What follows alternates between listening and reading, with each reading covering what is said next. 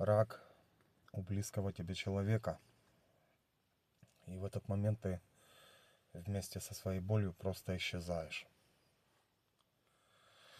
Второе утро в больнице было на грани. Это уже была не боль, это была пустота. И сейчас я объясню почему.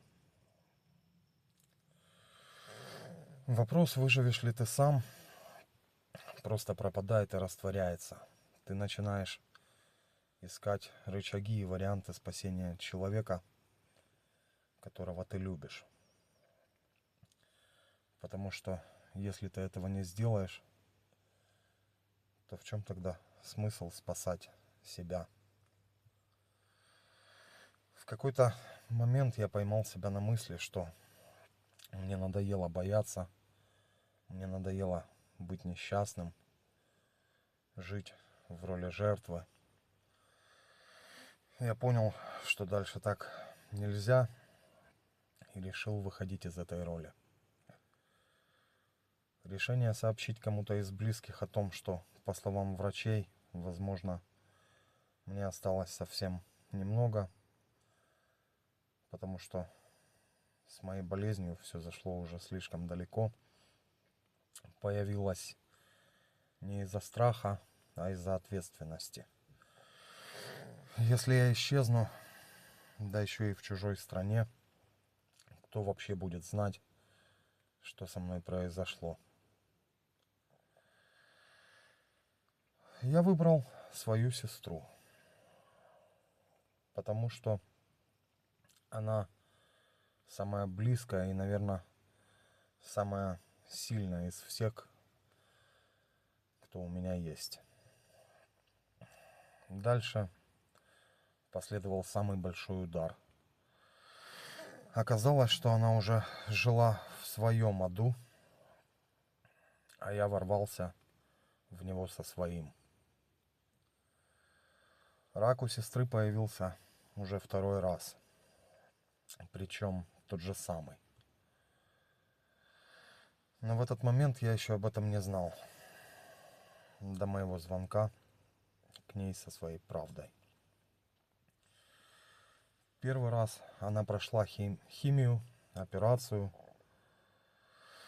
И вот потом это второе повторение через несколько лет, которое еще и совпало с моей ситуацией.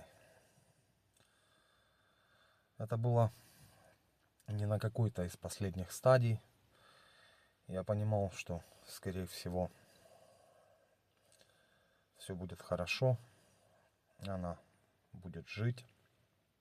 Вся боль была в том, что те, кто не знает, что такое химиотерапия, этого не поймут.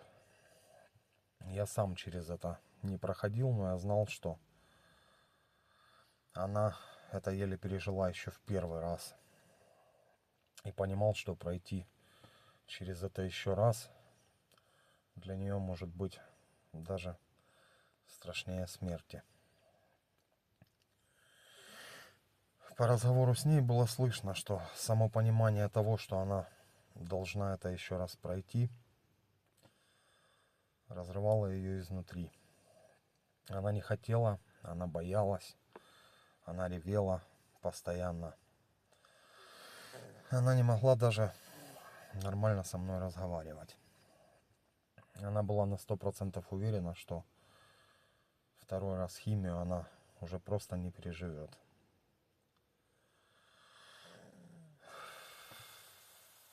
И в этот момент я понял, что мир не обязан останавливаться из-за моей трагедии. У каждого она своя. Я вытянул ее из этой безысходности своей поддержкой, а мой диагноз стал дополнительным фактором в этом.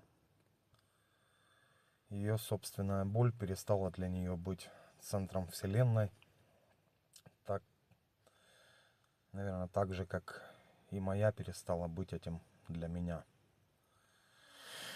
И дальше меня уже вел не страх, дальше меня вели обстоятельства и место, в котором я оказался. Больница. Но, к сожалению, на этом все не закончилось. Дальше было много событий, которые ломают тебя изнутри. Даже когда ты думаешь, что уже ко всему готов.